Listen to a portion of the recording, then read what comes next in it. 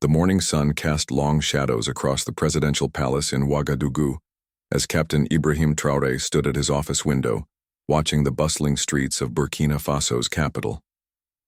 6 months had passed since he led the military coup that brought him to power, and the weight of his nation's challenges pressed heavily on his shoulders. The 34-year-old leader had inherited a country under siege, with jihadist groups controlling nearly half of the territory and neighboring nations watching nervously as instability spread across the Sahel region. Traoré's military background had prepared him for many things, but governing a nation of 23 million people while fighting multiple insurgencies required resources his country simply didn't possess. The former colonial power France had withdrawn its troops after strained relations, leaving Burkina Faso increasingly isolated from its traditional Western allies. The young captain knew that survival meant finding new partnerships, and his attention had turned eastward toward countries that understood the struggle against terrorism without the baggage of colonial history. In his previous life as a military officer, Traoré had studied various air forces around the world, particularly focusing on cost-effective solutions for developing nations. The JF-17 Thunder, jointly developed by Pakistan and China, had caught his attention years before he ever imagined becoming president. Unlike expensive Western aircraft that came with political strings attached, the Thunder represented something different, a capable multi-role fighter that smaller nations could actually afford and maintain.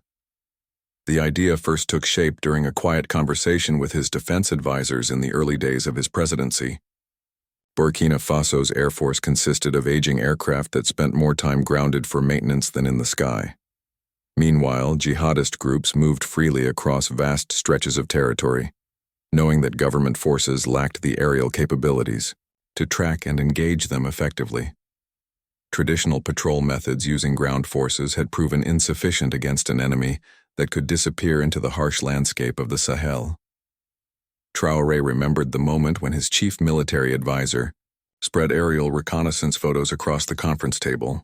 The images showed the stark reality of their situation: convoy routes abandoned due to frequent attacks, remote outposts cut off from supply lines, and entire regions where government authority existed only on paper.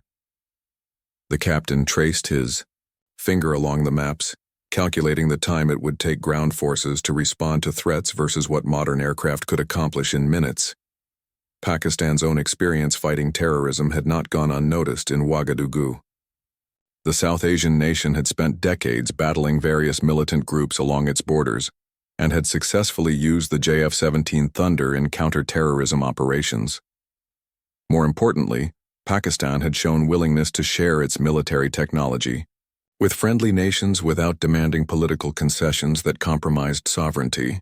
This approach resonated deeply with Traoré, who had witnessed how conditional military aid from other sources often came with expectations that limited his government's freedom of action. The captain's research into Pakistan's foreign policy revealed a pattern of South-South cooperation that aligned with his vision for Burkina Faso's future. Unlike relationships with former colonial powers that often felt one-sided, Pakistan approached partnerships with developing nations as equals, facing similar challenges. The JF-17 program itself embodied this philosophy. Jointly developed with China to provide an affordable alternative to expensive Western aircraft, specifically designed for the needs of nations that couldn't afford massive defense budgets. Traoré delved deeper into the technical specifications of the Thunder. He became convinced that this aircraft could transform his country's security situation. The jet's multi-role capabilities meant it could perform reconnaissance, ground attack, and air-to-air combat missions with the same platform. For a small air force operating on limited resources, this versatility was crucial. Instead of maintaining different aircraft types for different missions, Burkina Faso could potentially handle all its aerial requirements with a single aircraft type, dramatically reducing training, maintenance, and operational costs. The timing seemed particularly favorable for such an initiative. Pakistan had recently completed upgrades to its JF-17 production capabilities and was actively seeking international customers to support the program's economics. Meanwhile, Burkina Faso's deteriorating security situation had reached a point where dramatic action was necessary. The captain understood that half measures would not suffice against an enemy that had grown increasingly bold and sophisticated in its operations. Traoré's inner circle initially expressed skepticism about the feasibility of acquiring advanced military aircraft. Burkina Faso's economy, heavily dependent on agriculture and mining, had been severely impacted by the ongoing security crisis. However, the captain argued that the country could not afford not to invest in meaningful defense capabilities. The economic cost of losing territory to jihadist groups far exceeded the price of modern military equipment, and every day of delayed action meant more ground loss to insurgents. The young leader began reaching out through diplomatic channels to gauge Pakistani interest in a potential partnership. His message was clear. Burkina Faso needed reliable partners who understood the challenges of fighting terrorism while building a modern nation. The response from Islamabad was encouraging, with Pakistani officials expressing willingness to explore various forms of military cooperation that could benefit both countries. As autumn approached, Traoré felt a growing sense of urgency about his nation's trajectory. Intelligence reports indicated that jihadist groups were planning major operations during the dry season, when movement across the countryside would be easier. Traditional defensive strategies had proven inadequate against an enemy that could strike anywhere along Burkina Faso's extensive borders with 6 neighboring countries. The captain knew that his window of opportunity to change the strategic balance was narrowing with each passing month. The presidential palace buzzed with activity as Traoré's team prepared for what they hoped would be a breakthrough in their quest for modern military capabilities. The captain spent long hours studying satellite imagery and intelligence reports, visualizing how air power could be integrated into a comprehensive counter-terrorism strategy. He imagined Thunder aircraft patrolling the vast expanses of his country, providing the eyes and firepower that ground forces desperately needed to regain control of lost territory. Unknown to the public, preliminary discussions with Pakistani officials had already begun through back-channel communications. The foundation was being laid for what could become one of the most significant military partnerships in recent African history, with implications extending far beyond Burkina Faso's borders. Captain Traoré was about to embark on a diplomatic mission that would reshape his country's defense capabilities and potentially alter the balance of power across the entire Sahel region. The encrypted satellite phone in Traoré's private office rang at precisely 9 in the morning, connecting him directly to Pakistani Air Chief Marshal Zahir Ahmed Babar Sidhu in Islamabad. The conversation that followed would set in motion events that neither man could have fully anticipated. Sidhu, a seasoned military professional who had overseen Pakistan's successful integration of the JF-17 Thunder into combat operations, listened intently as the Burkinabe leader explained his country's desperate security situation.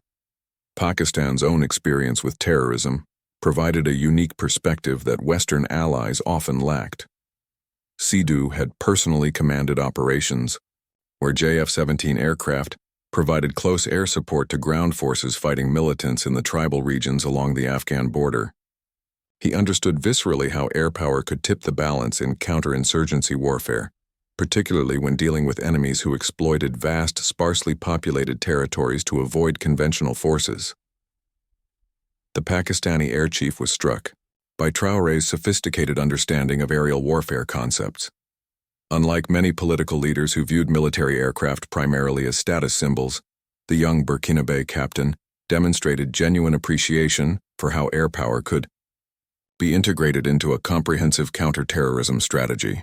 Traoré spoke knowledgeably about the importance of persistent surveillance, rapid response capabilities, and the psychological impact of air presence on both friendly forces and enemy combatants. During their second conversation, which lasted over 2 hours, Sidhu began to envision how Pakistan could assist Burkina Faso beyond simply selling aircraft. The JF-17 program had always been conceived as more than just an arms export initiative. It represented Pakistan's commitment to helping developing nations achieve greater defense self-reliance. Burkina Faso's situation presented an opportunity to demonstrate the Thunder's effectiveness in the specific type of warfare that many smaller nations faced in the modern era. Pakistani military planners had long recognized that the future of the JF-17 program depended partly on its success in diverse operational environments. While the aircraft had proven itself in Pakistan's rugged terrain and complex security situation, demonstrating its capabilities in African conditions would provide valuable data and credibility for marketing to other potential customers across the continent. Burkina Faso could serve as a proving ground that would benefit not only the immediate recipient, but the broader program. The discussions took an unexpected turn when Pakistani intelligence assessments of the Sahel region landed on Sidhu's desk. Pakistani analysts, drawing on their own experience fighting terrorism, had identified striking parallels between the challenges facing Burkina Faso and situations that Pakistan had successfully addressed using air power. The mobility of terrorist groups, their exploitation of porous borders, and their strategy of targeting isolated government positions all mirrored tactics that Pakistani forces had encountered and defeated. Traoré's diplomatic outreach had reached Pakistani officials at a fortuitous moment. Pakistan's defense industry was actively seeking to expand its international footprint, particularly in regions where Chinese and Russian influence was growing at the expense of traditional Western arms suppliers. Africa represented a largely untapped market for Pakistani military technology, and success in Burkina Faso could open doors across the continent. The Pakistani leadership recognized that supporting Burkina Faso aligned with broader strategic objectives beyond immediate commercial interests. Pakistan had been working to strengthen ties with African nations as part of its evolving foreign policy priorities, particularly following the American withdrawal from Afghanistan and shifting dynamics in South Asian geopolitics. Burkina Faso's strategic location in West Africa and its potential to serve as a gateway to broader regional partnerships made it an attractive partner. As autumn progressed, the conversations between Ouagadougou and Islamabad became more frequent and detailed. Pakistani technical teams began preparing comprehensive assessments of what it would take to establish JF-17 operations in Burkina Faso's challenging environment. The extreme temperatures, dust storms, and limited infrastructure of the Sahel region presented unique challenges that would need to be addressed through careful planning and adaptation. The Pakistani side was particularly impressed by Traoré's realistic assessment of his country's limitations and his willingness to invest in proper pilot training and maintenance capabilities. Too many potential customers approached the JF-17 program, looking for quick fixes without understanding that modern combat aircraft required substantial human and infrastructure investments to be effective. Traoré's background as a military officer gave him credibility when he spoke about the importance of building sustainable capabilities rather than simply acquiring hardware. Pakistani defense officials began quietly discussing the possibility of providing aircraft to Burkina Faso under highly favorable terms, potentially including grant assistance or long-term, low-interest financing arrangements. The precedent existed. Pakistan had previously provided military assistance to friendly nations facing terrorism, including training programs and equipment transfers that strengthened regional security partnerships. The breakthrough came during a secure video conference in early December, when Pakistani Prime Minister Shehbaz Sharif joined the discussions personally. Sharif had been briefed extensively on Burkina Faso's situation and Pakistan's potential role in addressing it. The Prime Minister expressed genuine sympathy for Traoré's challenges and indicated Pakistan's willingness to consider substantial assistance as part of its commitment to international counter-terrorism cooperation. Traoré seized the moment to present his vision for how JF-17 aircraft could transform Burkina Faso's security situation. He had prepared detailed presentations, showing how air power could be integrated with existing ground forces to create a more effective counter-terrorism capability. The plan included specific operational concepts for using Thunder aircraft in reconnaissance, close air support, and interdiction missions across Burkina Faso's challenging terrain.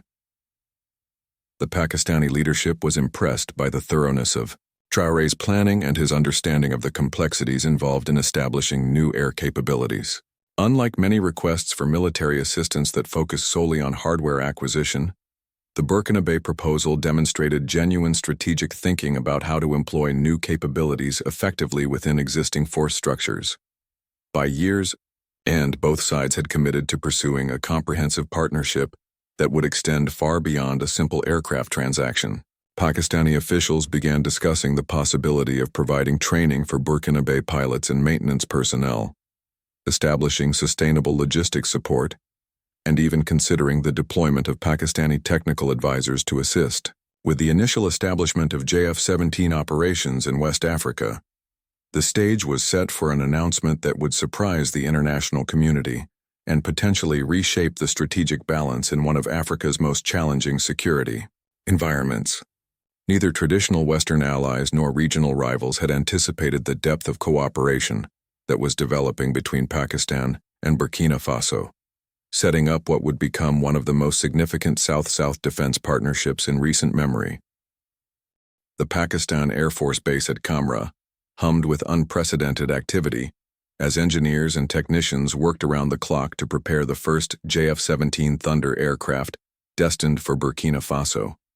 The facility, located in Punjab province and home to the Pakistan Aeronautical Complex, had become the nerve center of what Pakistani officials were calling Operation Thunder Gift, a comprehensive military assistance package that would soon make international headlines.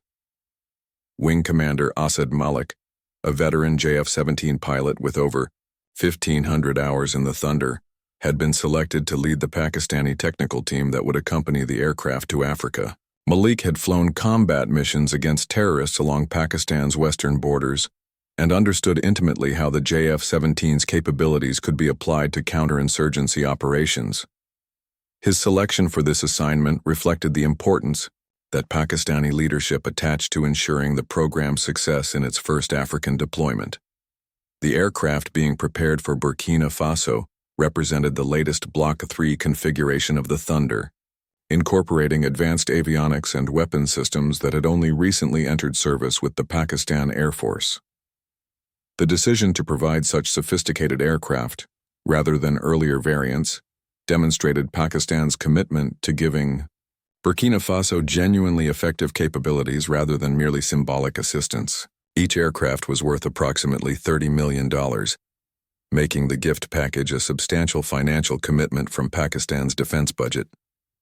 Pakistani engineers faced unique challenges in preparing the Thunder aircraft for operations in the Sahel's harsh environment.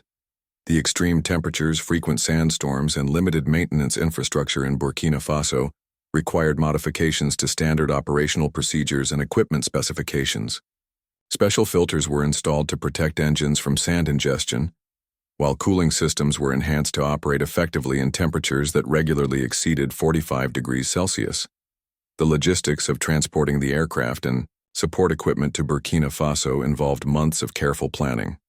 Pakistani transport aircraft would carry sensitive avionics and weapon systems, while the Thunder jets themselves would fly the journey in stages, with refueling stops carefully coordinated to avoid diplomatic complications. Each leg of the journey required diplomatic clearances and security arrangements, given the sensitive nature of the cargo and the unstable regions the aircraft would overfly.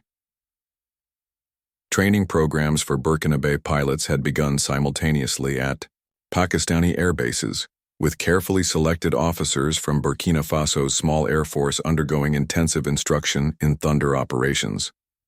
The program included not only flight training but comprehensive education in modern air warfare tactics, maintenance procedures, and mission planning techniques. Pakistani instructors were impressed by the dedication and quick learning demonstrated by their African counterparts, many of whom had previously flown only basic training aircraft or aging transport planes. Captain Ousmane Sawadogo, one of Burkina Faso's most experienced pilots, emerged as a natural leader among the trainees in Niger, Pakistan.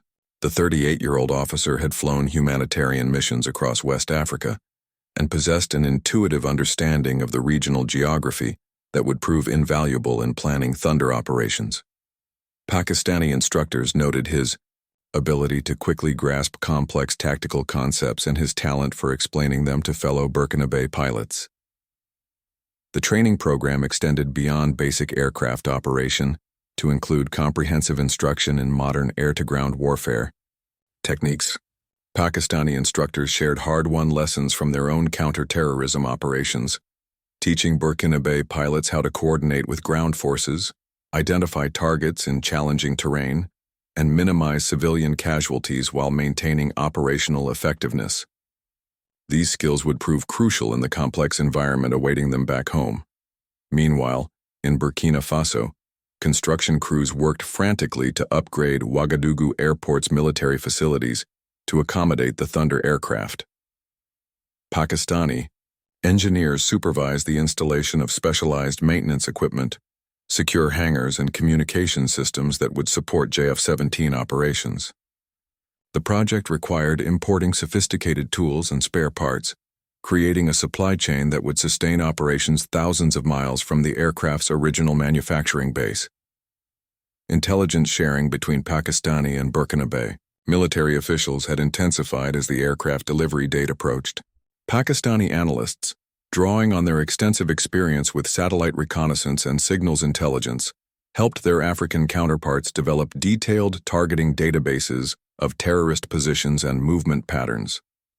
This intelligence fusion represented a level of military cooperation that went far beyond traditional arms sales relationships. The first indication that something significant was developing came when international aviation observers noticed increased Pakistani Air Force activity along unusual flight routes toward Africa. Military aviation enthusiasts tracking aircraft movements online began speculating about the purpose of Pakistani transport flights to various African destinations, though the true nature of the mission remained classified. Regional intelligence services in neighboring countries had begun taking notice of the expanded Pakistani presence in Burkina Faso.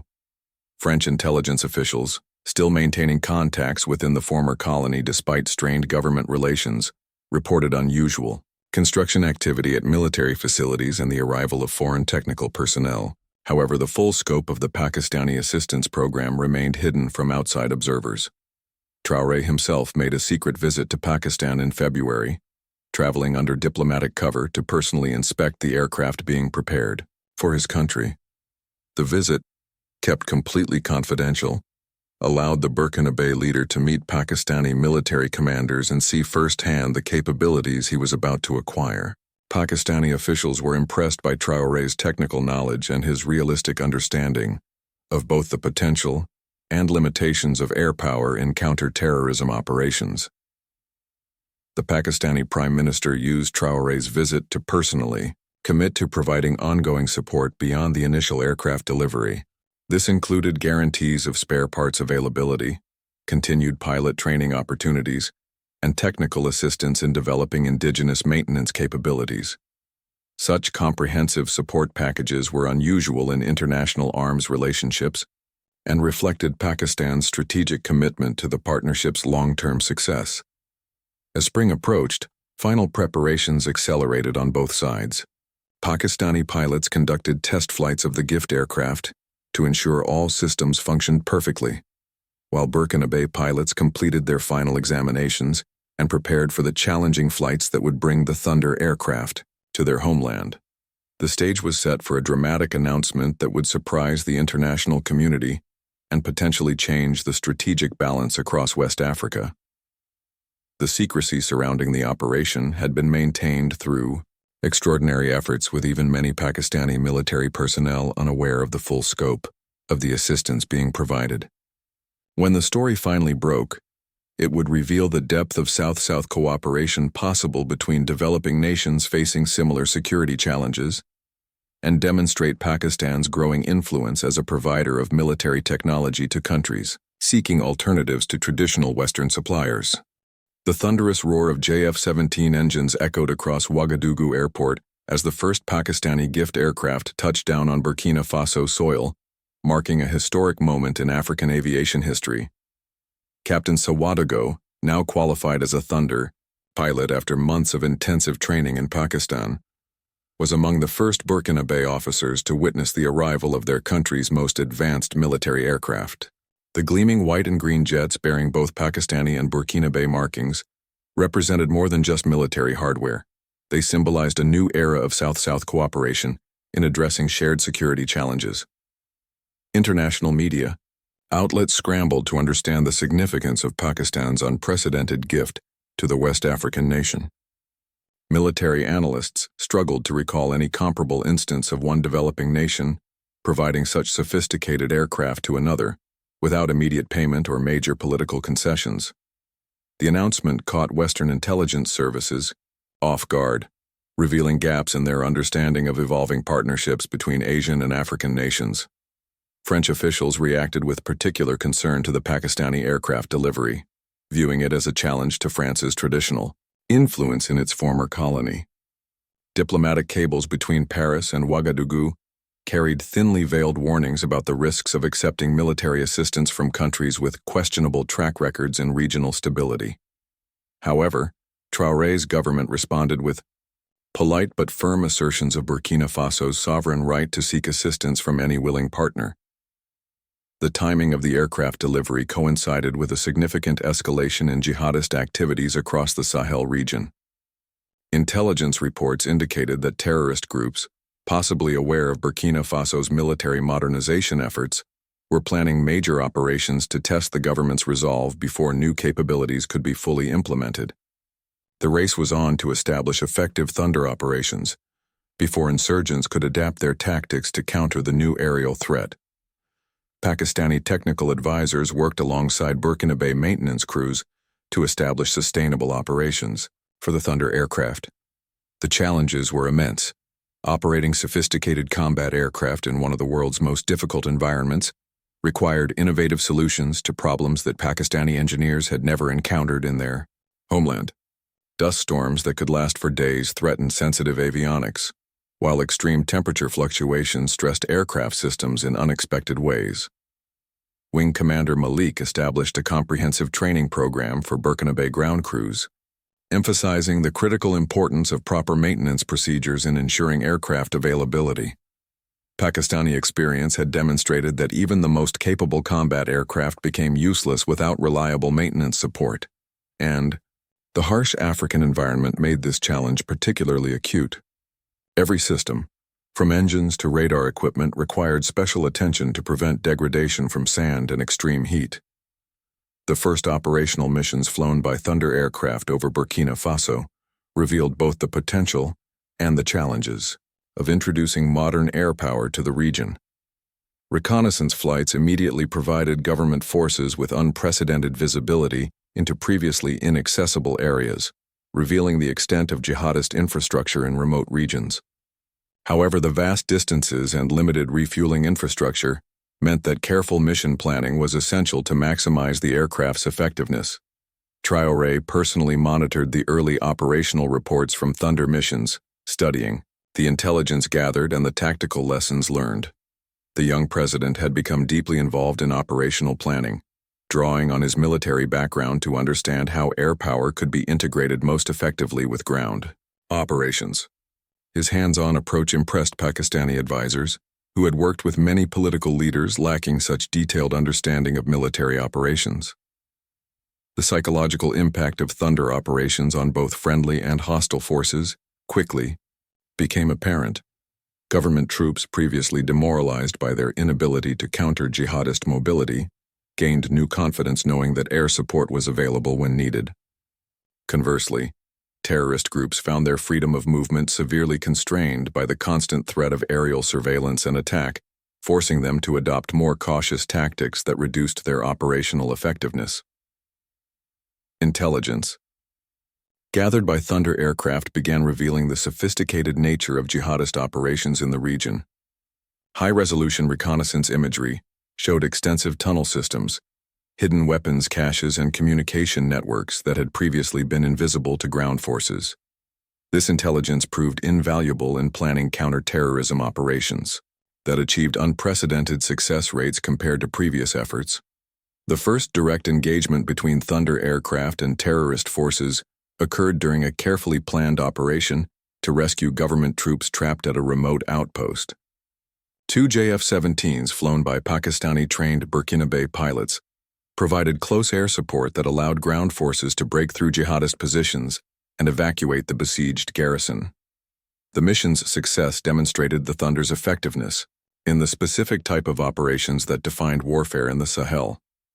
Regional reactions to Burkina Faso's new air capabilities varied considerably across West Africa.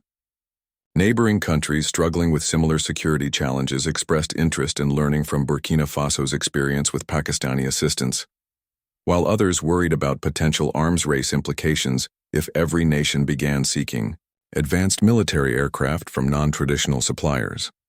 The success of early Thunder operations prompted discussions between Pakistani and Burkinabe officials about expanding the cooperation program. Pakistan indicated willingness to provide additional aircraft and training support if initial results demonstrated the program's effectiveness. These discussions included potential co-production arrangements that could eventually allow Burkina Faso to manufacture spare parts and perform more complex maintenance procedures locally. Chinese officials, as co-developers of the JF-17 program, closely monitored the aircraft's performance in African conditions.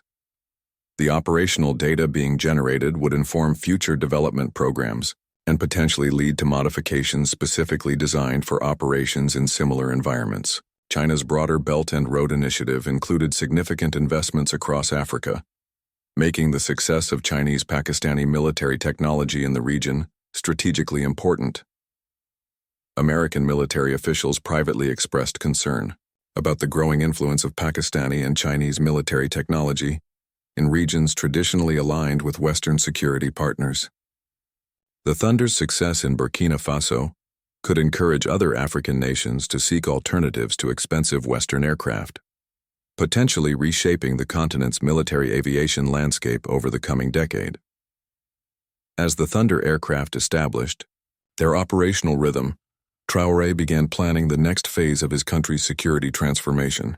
The success of Pakistani assistance had demonstrated the value of partnerships with countries that understood the challenges of fighting terrorism while building modern institutions. The captain-turned-president was already envisioning how this model could be expanded to other areas of military and economic cooperation, potentially transforming Burkina Faso's position within the broader African community of nations.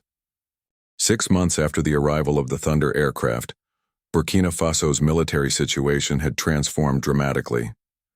Intelligence reports flowing into Traoré's situation room painted a picture of jihadist groups in retreat, their previous freedom of movement severely constrained by the constant threat of aerial detection and attack.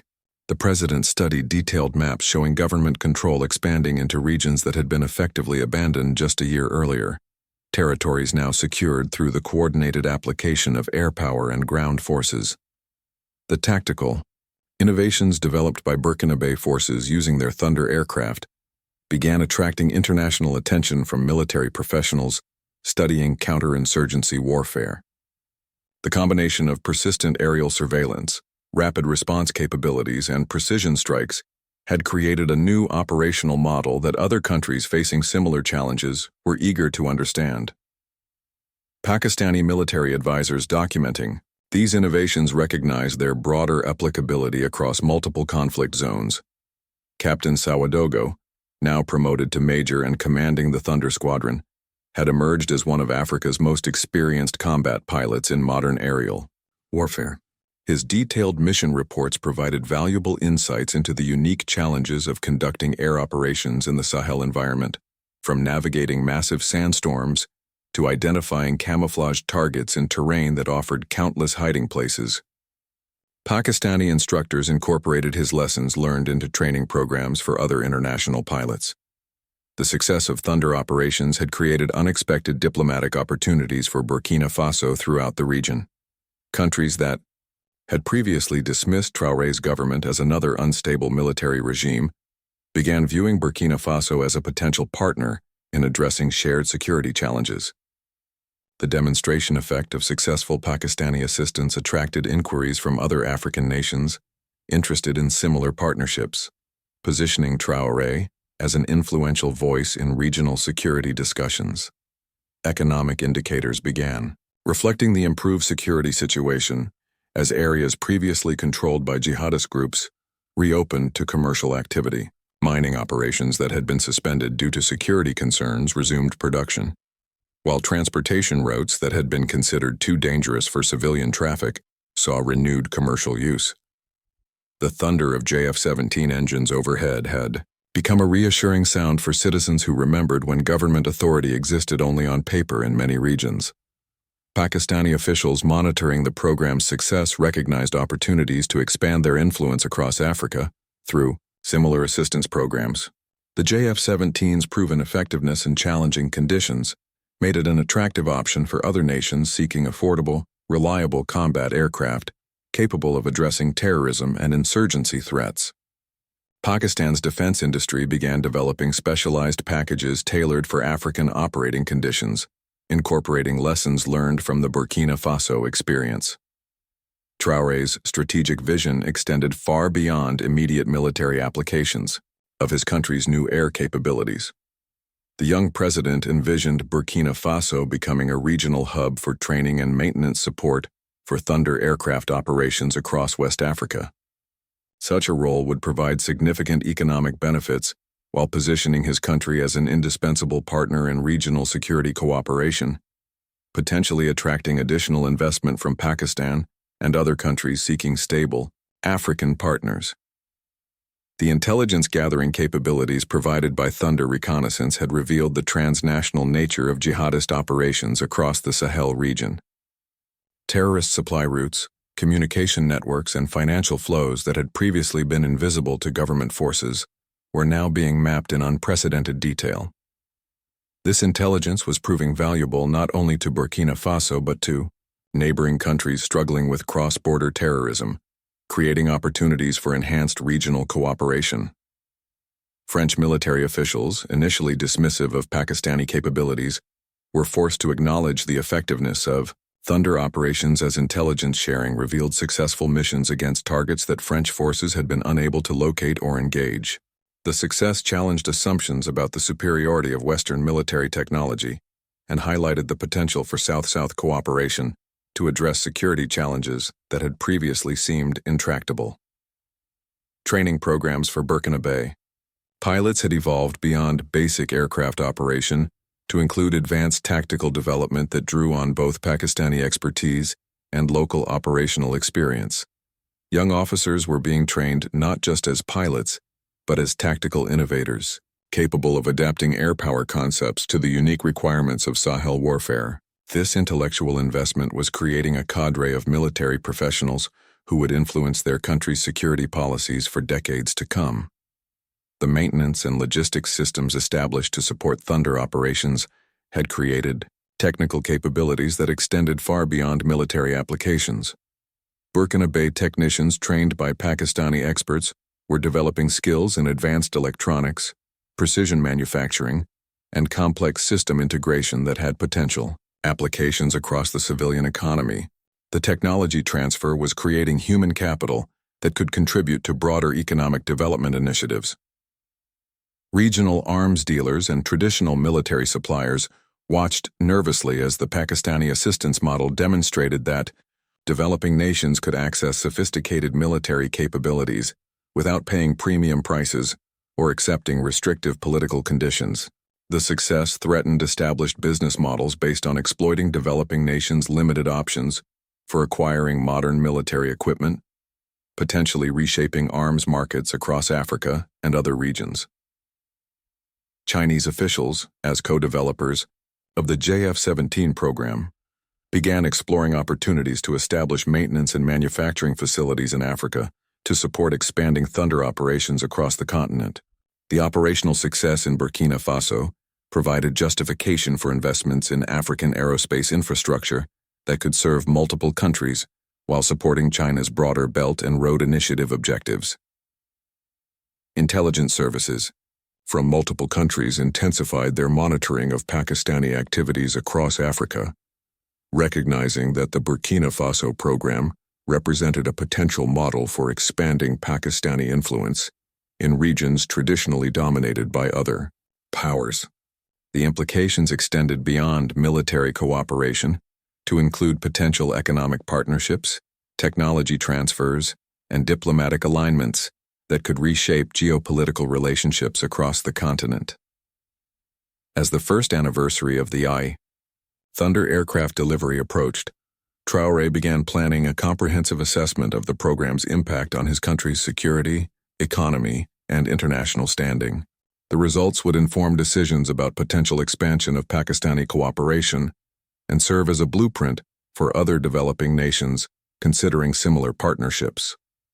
The captain who had seized power to save his country from collapse was now positioned to influence security policies across an entire region, with Pakistani partnership serving as the foundation for Burkina Faso's transformation from a failing state to a regional power broker. 1 year after the first Thunder aircraft touched down in Ouagadougou, President Traoré stood before the United Nations General Assembly to deliver a speech that would reshape international understanding of South-South cooperation in addressing global security challenges. The transformation of Burkina Faso from a failing state to a regional security partner had captured worldwide attention, with the Pakistani JF-17 gift serving as the catalyst for broader changes that extended far beyond military capabilities. The young president's address highlighted how Pakistani assistance had enabled his country to regain control over territories that had been abandoned to jihadist groups for years. Statistical data presented to the international community showed dramatic reductions in terrorist attacks, increased economic activity in previously unstable regions, and the restoration of government services to communities that had been cut off from state authority. The Thunder aircraft had become symbols of hope for populations who had endured years of violence and uncertainty. Intelligence assessments from multiple international sources confirmed the remarkable success of the Pakistani assistance program. Terrorist groups that had once operated with impunity across vast stretches of Burkina Faso territory were now confined to increasingly isolated pockets, their supply lines disrupted, and their freedom of movement severely constrained. The psychological impact of persistent aerial surveillance had forced jihadist organizations to adopt defensive strategies that significantly reduced their operational effectiveness. The economic transformation accompanying improved security had exceeded even optimistic projections. Foreign investment in Burkina Faso's mining sector had increased dramatically as companies gained confidence in the government's ability to protect their operations. Transportation infrastructure that had been abandoned due to security concerns was being rebuilt and expanded, connecting previously isolated communities to national and regional markets for the first time in years.